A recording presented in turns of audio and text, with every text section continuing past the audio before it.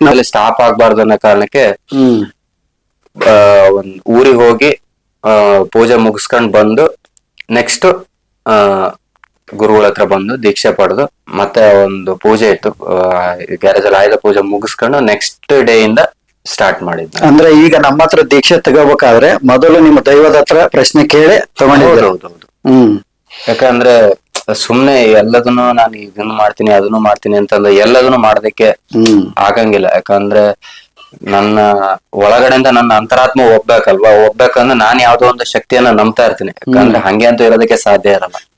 ಹಂಗೆ ನಾನು ನಂಬ್ತಕ್ಕಂತ ಒಂದು ದೇವತೆ ಅಂತ ಇರ್ತದಲ್ವಾ, ನಾನು ನಂಬ್ತಕ್ಕಂತ ದೇವತೆ ಇರ್ಬೋದು, ಗುರು ಇರ್ಬೋದು. ಯಾಕಂತಂದ್ರೆ ಗುರು ಅಂತಂದ್ರೆ ಅದೊಂದು ವ್ಯಕ್ತಿ ಅಲ್ಲ, ಅದೊಂದು ಶಕ್ತಿ ಅಂತೇಳಿ ನಂಬಿ ನಾನು ಹೋಗ್ತಾ ಇರ್ತಕ್ಕಂಥದ್ದು.